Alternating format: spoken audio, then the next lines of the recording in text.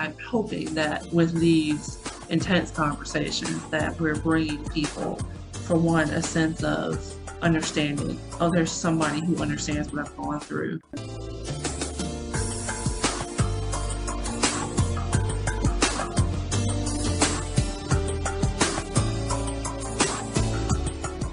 This is Rhea, and this is Just the Who of Us, where we talk about a range of topics including life events, current events, spirituality, entertainment, family relationships, as well as answering listener questions and more. Before we get started with today's episode, I just want to put out a couple of disclaimers. There will be made mentions of rape as well as self-love. My content is explicit, so no one who's underage should be listening to it. Neither one of us are speaking from a medical professional point. This is just you talking about your experience. Today we have Natia back with us to talk about childhood trauma and how that trauma affects future choices, how our trauma affects the choices we make later in life. And she's also going to talk to us a little bit about reactive attachment disorder, as this is a disorder that she is very familiar with. Welcome back, Natia. Thank you.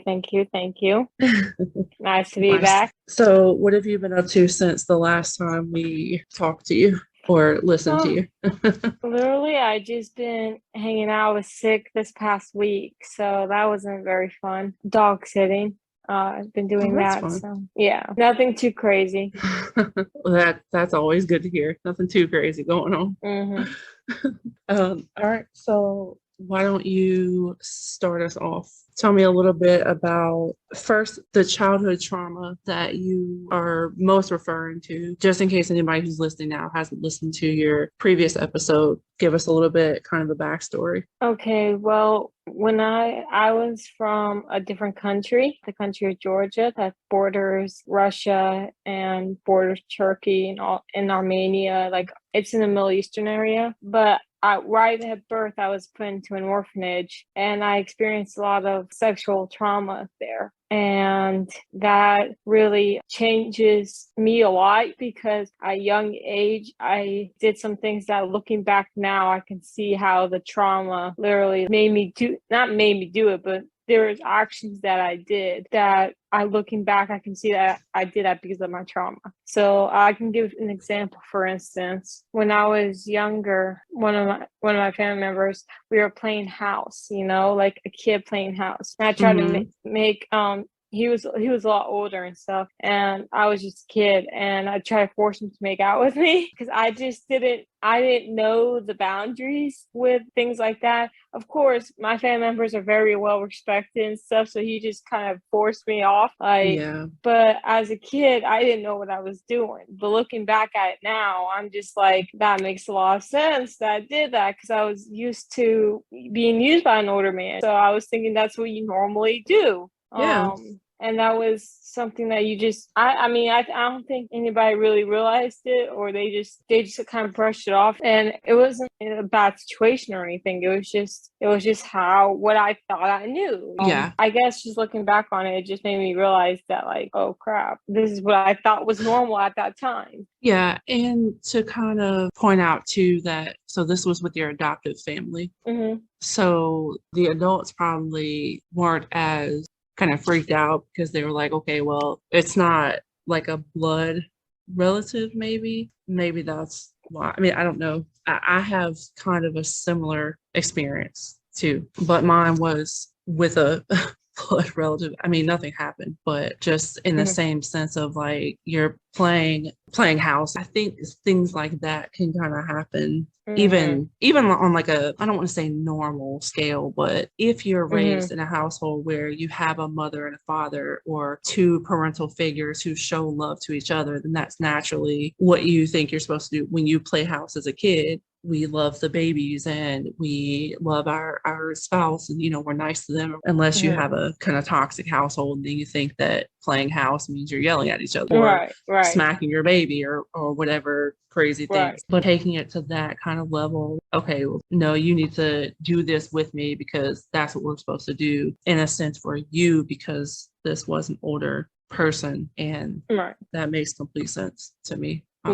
it also made it harder because I started having sex at a very young age, and it was hard for me to kind of say no when I didn't want it. And I also slept around a lot, like a lot. So it was hard to respect myself and my body. It was hard to respect myself because this person didn't respect me when I was young. So why? So all I just thought was I was just a sex toy. I was just something for guys to use and throw away. I know exactly what you mean, yeah. Then it started a toxic cycle between just men. And I don't know if I should get into this just a little bit, but I think a little bit of it has to do with like my sexuality. I think part of it has to do with because I've been around such toxic men in my life, I don't feel like I can connect with the man. Right. I can't have a proper connection with the man. I mean, I love my dad. Like, he's great. Love him.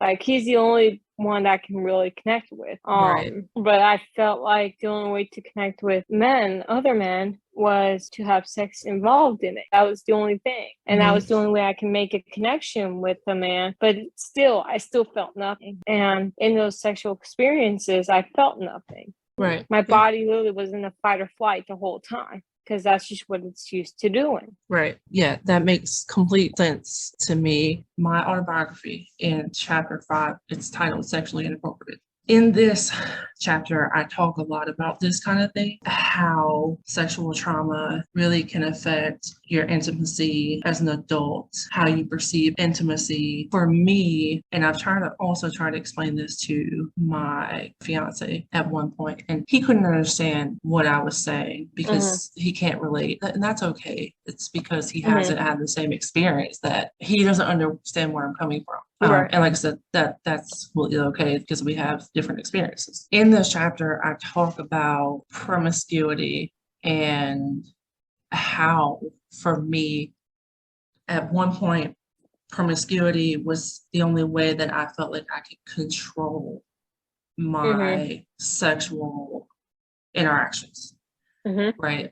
Because when you've been traumatized sexually, especially at a young age, you get to a point in life where you feel like, okay, I need to control this. Instead of letting it control me, I need to be able to control it. And sometimes it can really go one or the other way.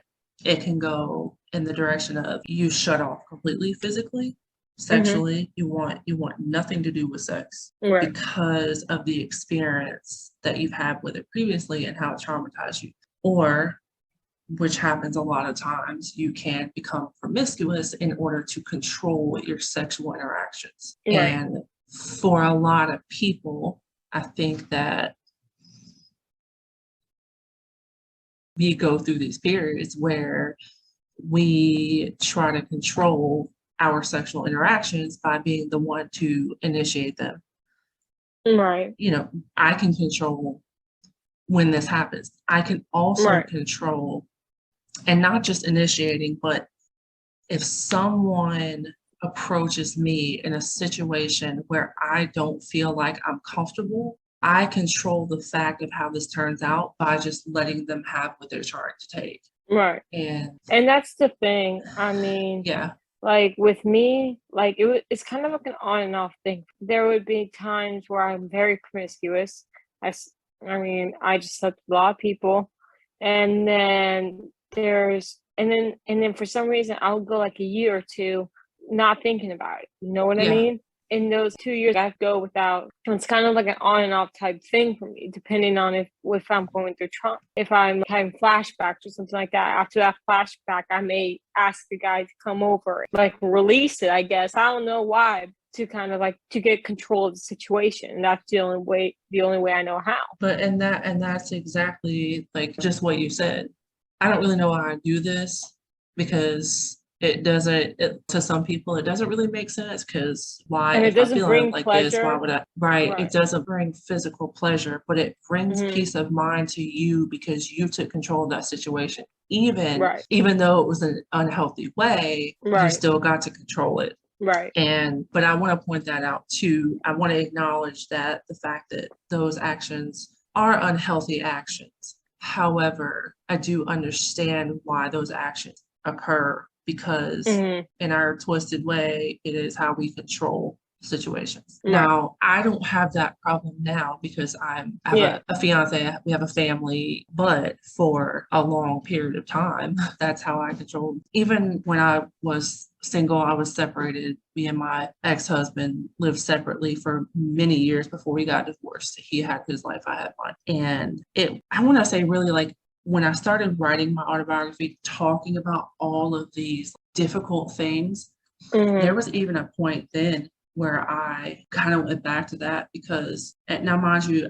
the time span of me writing this book was maybe even like 10 years because I started writing it and it became really difficult. So I put it away for probably like 5 years or so. So there was one point probably at the beginning of it where it became really emotionally difficult and bringing up all these things. And it was something that at one point I kind of used again to control certain things that I was feeling bad about or that were difficult, not in the same way that I did when I was younger. Yeah. You know, and that's not always to say that like you don't care about the people. It's But you not really the same don't. as like it's not the same as I never did that to the partner that I have now. In the sense of like I did have a relationship at 18 that lasted for about a year and a half because originally he was just a hookup, but he literally was just so want to do this again sometime. And I'm just like, you know what? Like, I'm tired of living this life, just constantly sleeping with men, constantly just not going anywhere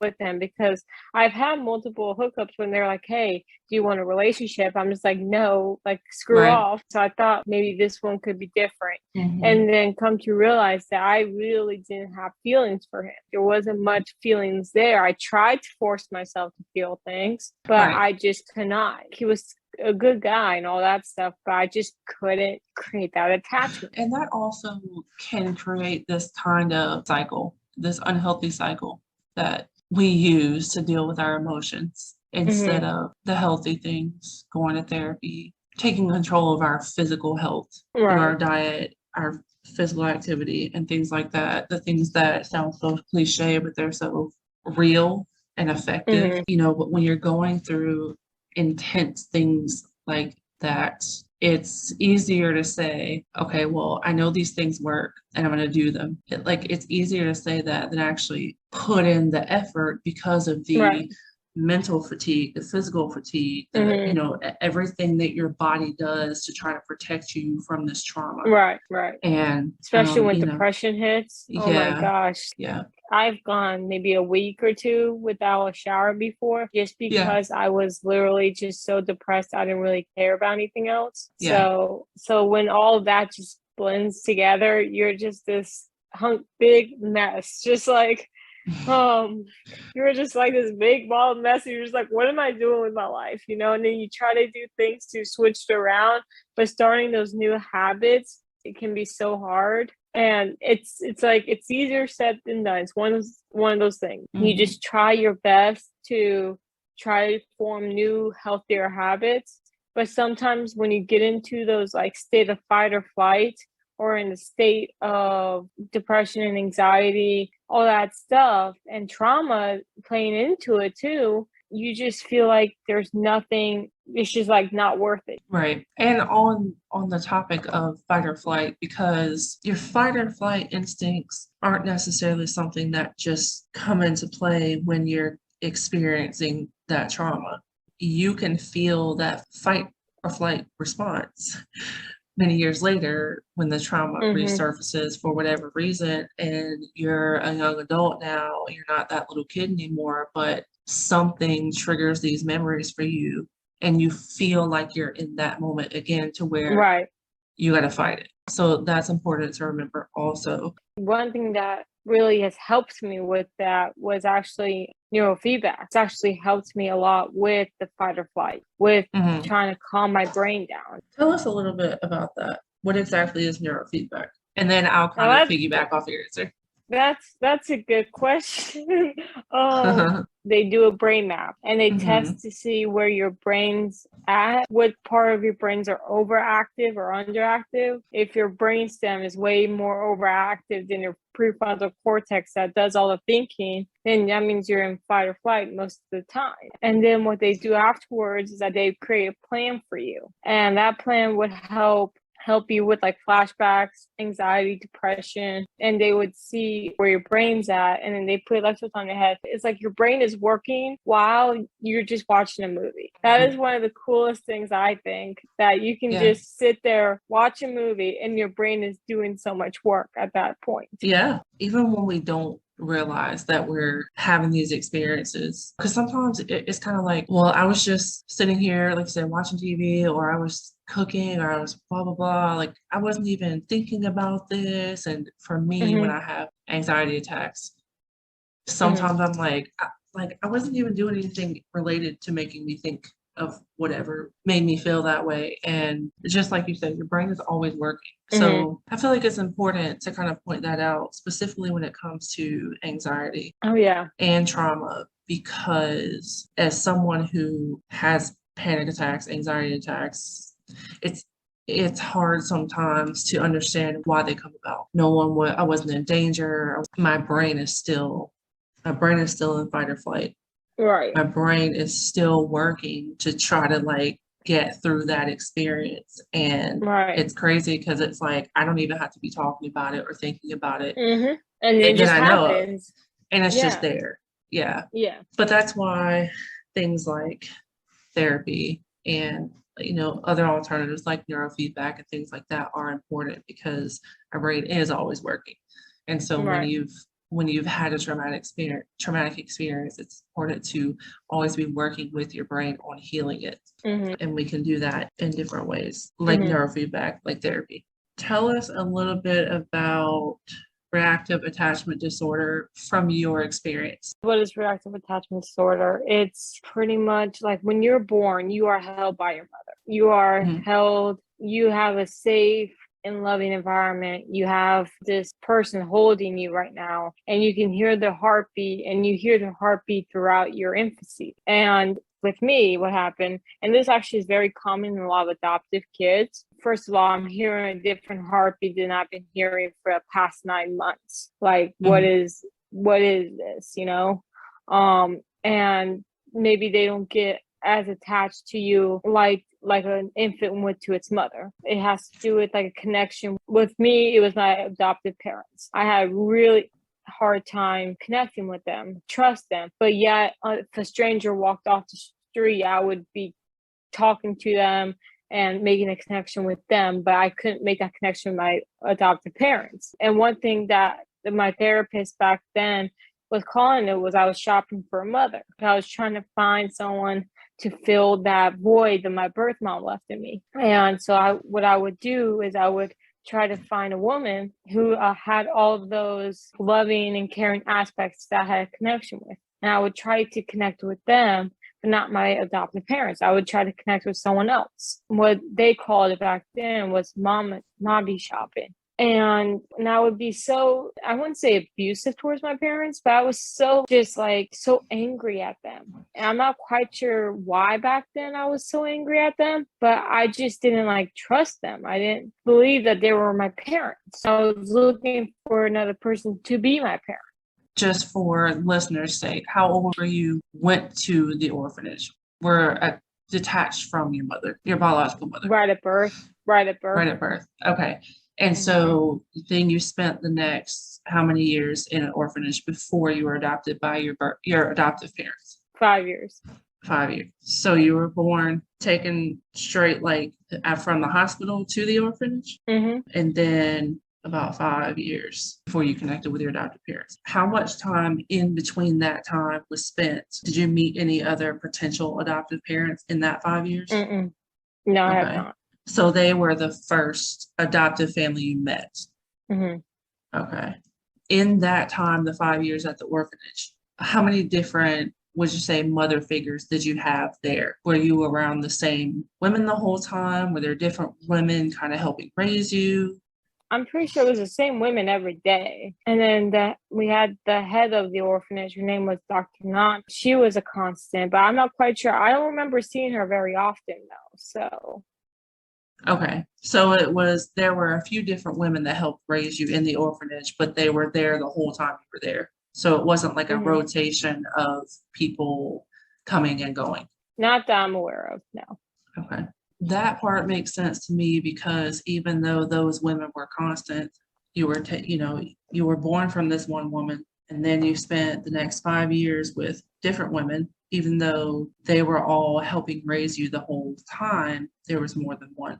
So you have different women mother figuring to you as much as they did, because as we know, it wasn't like top-notch conditions. So, they weren't like mother of the year, but they were there providing some level of care. And then at 5, you meet these American people who are not what you're used to. And now they're your family, just all of a sudden. Right. A whole complete new environment. A whole new country. A whole new country, like literally everything, new language. I mean, because even if there were people speaking English around you now, you're switched to that's all you hear. Right. So you go from speaking one language and that's all you hear to you're in not only new people, new place, new language, complete different culture, literally everything. So in a sense, it would make sense to me that you were trying to find what you were familiar with. So as good to you as these American parents are, they're not what you're used to. They're not what you've spent the major developmental years of your life, which is primarily the first 5 to 7 years of your life. And you've spent all or most of those with everything different. And now a child that age would, kind of go through that process as to no matter how amazing you are to me, I'm trying to find what I had before. Right. So reactive attachment disorder for you, how did you learn about this? Well, so actually, if you search it up, it's actually diagnosed at a younger age. But I think that time period, I don't think it really existed back then, or not that I was aware of, and not what my parents were aware of. So I was diagnosed with it when I was 14, 15. Like I was diagnosed in my early teenage years.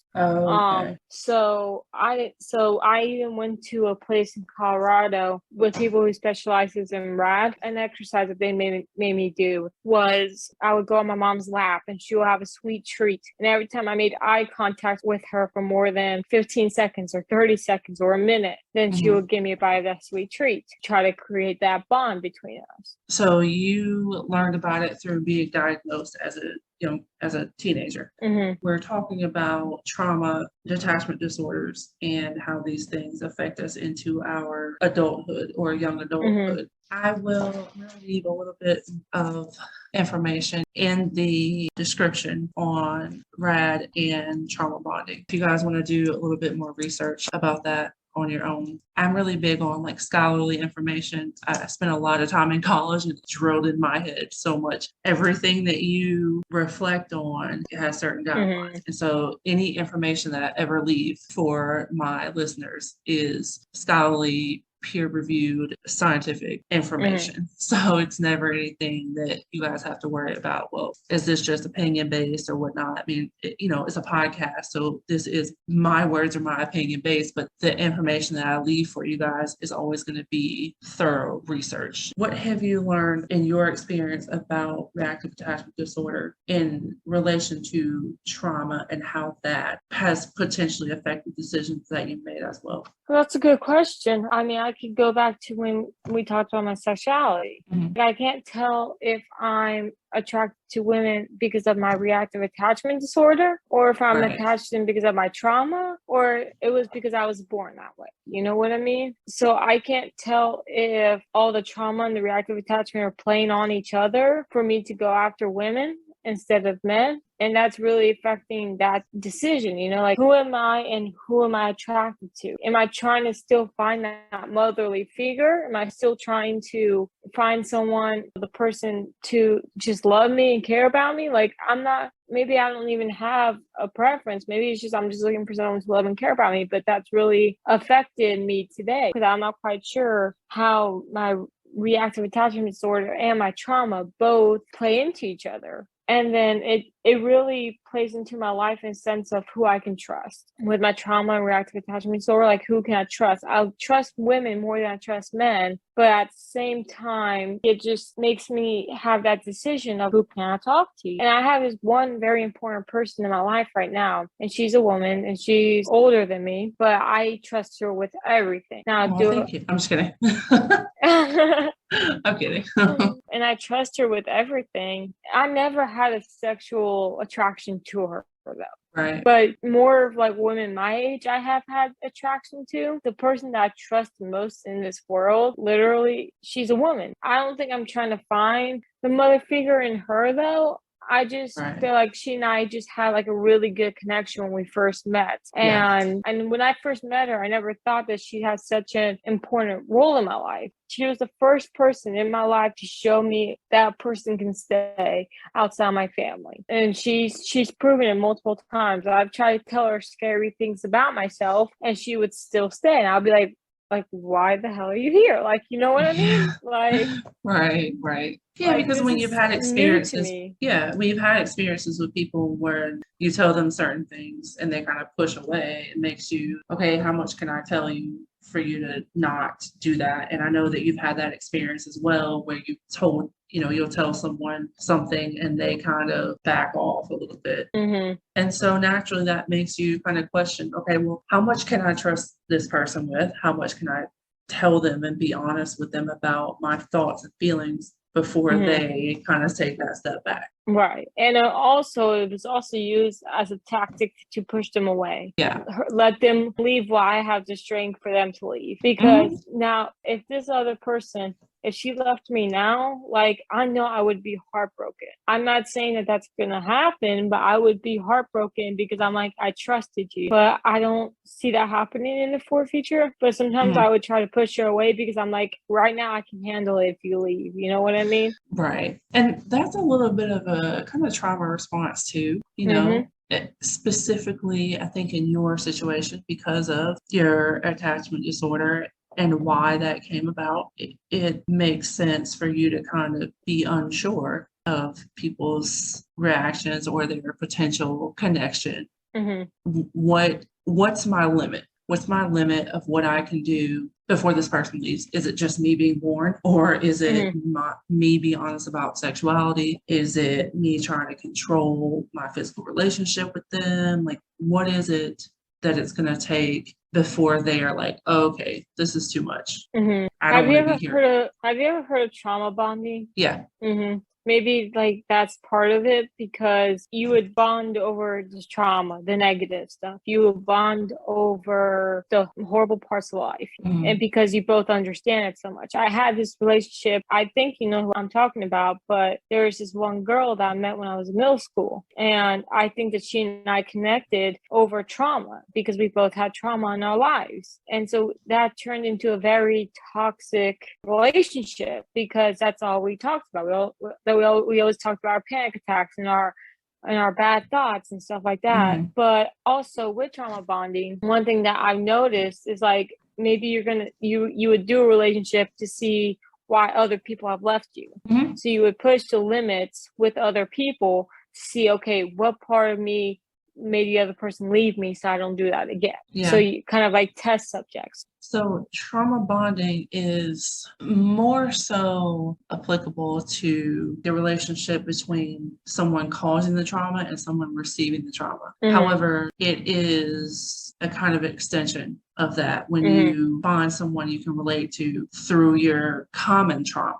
It is kind of like an extension of trauma bonding, if that makes sense. Right. Just to kind of clarify for those who are listening. The term trauma bonding is more commonly used when it comes to like the abuser and the victim, but it is kind of, like I said, like an extension of that, because you find people who you can relate to and you bond with them through those similar experiences. Yeah. I've heard multiple meanings for it, so you're probably right. Like, I don't know. I mean, I've been told by multiple people, like, you're trauma bonding. I'm like, okay then, all right then. Like, yeah. But the issue with people is they don't always know what they're talking about. And that is true. Just because, and they could have just heard the term. Well, this was by medical professional, so maybe they didn't know what they were talking about. But it is a term that's it's a term that has kind of extended definition. You know what I mean? Right. When people think trauma bonding, you think, oh, you're bonding over a trauma.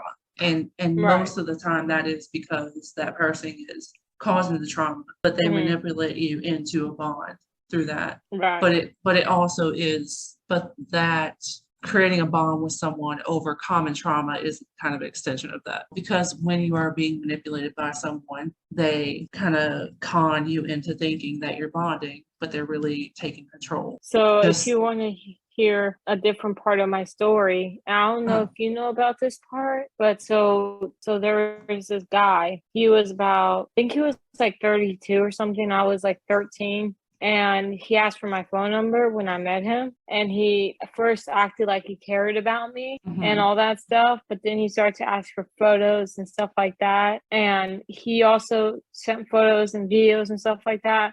And we did that for about like 2 or 3 years. And I think that is that like more like trauma bonding. He pretended to care about me. I mean, that's a pedophile. I mean, that's child pornography. So yeah, like is it like that? Like I'm just genuinely asking right now. In a sense, because he made you feel like in order to keep him around, you had to do this. Right. So in a sense, yes, because, and again, this is just from my education. I'm not diagnosing anything or, anything like Yeah, that. I know. But I would say yes, in a sense, because his manipulation caused you to feel like, okay, I have to do this for him to stay around, for him to keep interested. Right. And that is a form of abuse. So I would say yes. It's forcing you to make a bond with him in a way that he wants to keep him around. So, and it's interesting because reactive attachment disorder and trauma, they're two different words or topics. Reactive attachment disorder is caused from a trauma. Trauma is such a broad word. You never knew your biological father. You didn't really know your biological mother, but you were born from her. You had that second with her, you didn't have that with your biological father. And so even for those of us who do, like I know both my birth parents, and I went through a period that if you would have asked me, I would have denied to the death that my issues had anything to do with my relationship with my father, never would have admitted. But it wasn't until I got older. I started doing research and growing up a little bit, looking at things differently, having my own kids and realizing like, oh, this is definitely about my relationship with my father. Because let's face it, most of I'm not going to say most. For some of us, we have certain interactions with the people that we share biology with. And based on those interactions, we can have kind of lingering effects. Our relations with the people we share biology with can determine how we live our life, how we make decisions. Right. And so if you have a great relationship with one and not the other, it can lead you, not always. Sometimes people can not know a parent, not have a great relationship, and they can make a great life for themselves. But sometimes it doesn't happen that way. And that's not to say that, just blame all your issues on your parents. Right. Because that's not always fair. Right.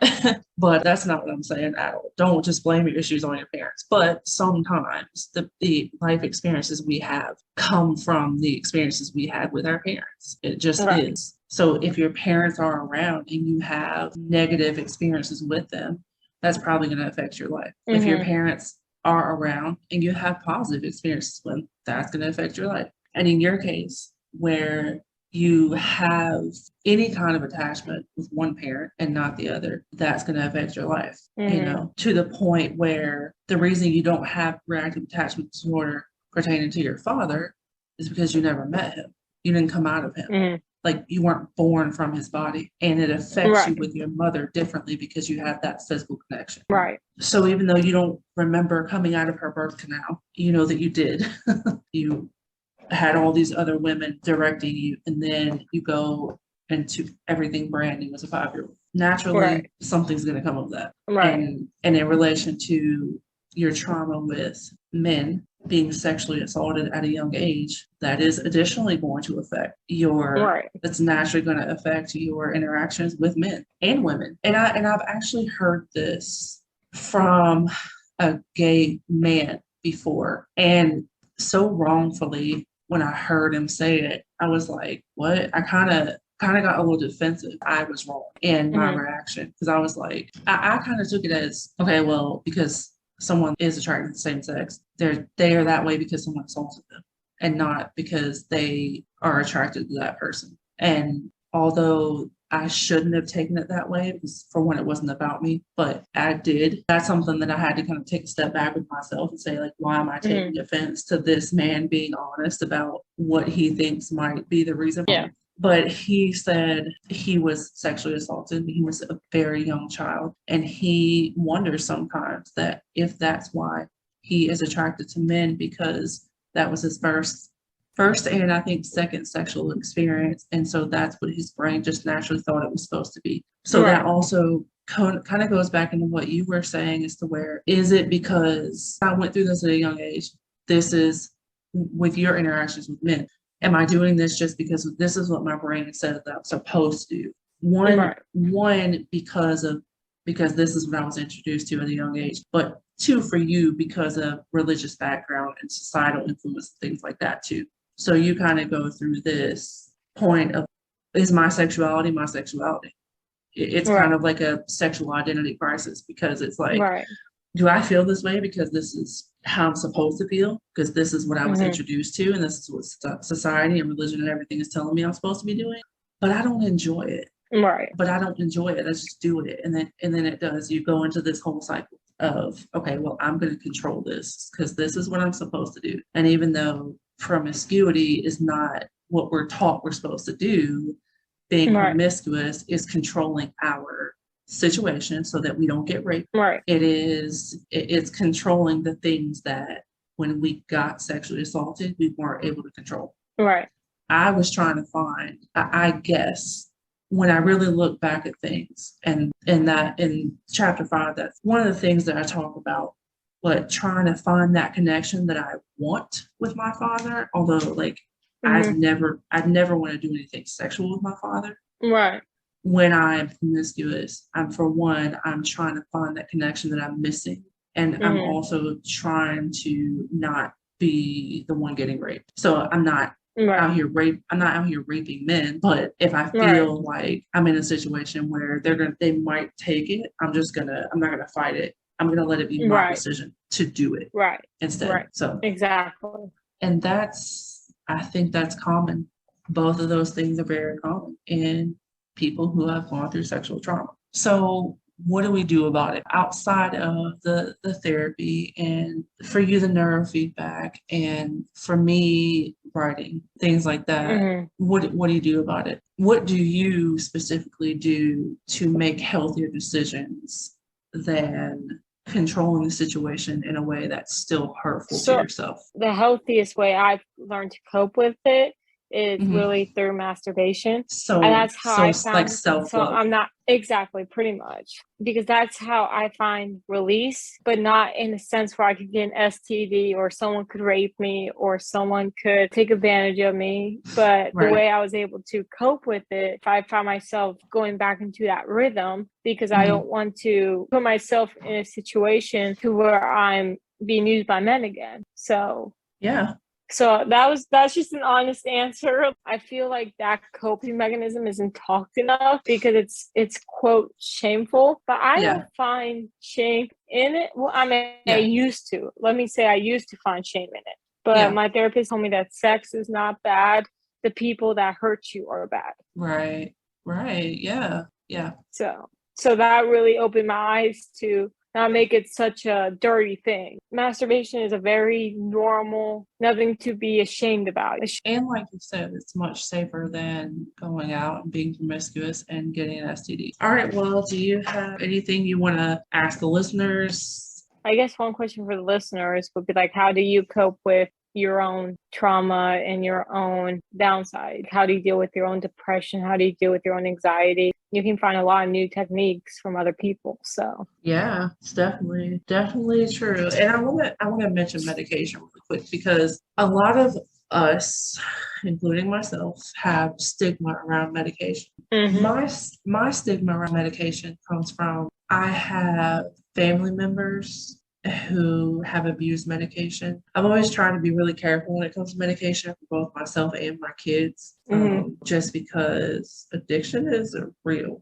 and it'll fuck up your life. I was diagnosed with ADHD when I was a kid. I think about 7 or so, I told my mom I'm not taking this anymore, and I quit taking medication for it. And when I got older, I don't know, maybe like mid-20s, I tried an adult ADD medication. I took it maybe twice because I suck at taking medicine. I took it maybe twice. I do take my blood pressure medicine every day though, because that is like, that's non-negotiable. Like allergy medicine and things like that. I take vitamins every day and my blood pressure medicine. Anything else is like, you're asking a lot. But well, no, I mean, I get it because I mean, I used to be on 7 different medications at one point for all my mental health issues. For like, I had insomnia, I had depression, you name it, I had it. Yeah. But they put me on so many medications, and it just got to the point where I was a zombie. I literally was just like numbed out from the world. Just literally was like I wasn't in this world. Like I remember one time I went to work and I was so drugged out. They asked me to go home because they thought I was on drugs, and I was like, I'm not on drugs. I'm just on my medication. This was when I was just starting my medication. And they were just like, yeah, you're slurring your words. You're not talking right. You need to go home. So Dang. So trust me, I get it about the medication. I'm pretty sure for me when I was like 7, it was because my mom said that, okay, so they put me on Ritalin. And I remember, I think like she would come and give it to me at school, but I feel like it was, I've only select memories of childhood, but this is one that I have that I think I was at school. She came to give it to me at school. And I was just like, I'm not doing it. She was fine with that because she said that I was like a zombie. She said that every time she gave it to me, like she didn't want to give it to me because I was like a zombie. And even now, like if I'm prescribed something, typically I have a nerve pain medicine because I have a nerve issue in my left arm. I only take a quarter of what they prescribe for me because I'm like, okay, is this the bare minimum that I need? Cool. Because I'm scared to get addicted, and I'm scared to become a zombie. Like I don't. Yeah. And I'm also really big on holistic wellness, and I believe that there's a lot of things that I can change about my body within my body without using outside sources that could potentially harm my body more. And it's And I recently started taking Zoloft, and that's for anxiety because I have really bad panic attacks to the point where like it's painful. I'm hoping that with these intense conversations that we're bringing people, for one, a sense of understanding. Oh, there's somebody who understands what I've gone through, who gets it, and then some kind of solutions that we can give people. Hey, this is what I've tried. This is what has worked for me. This is what hasn't.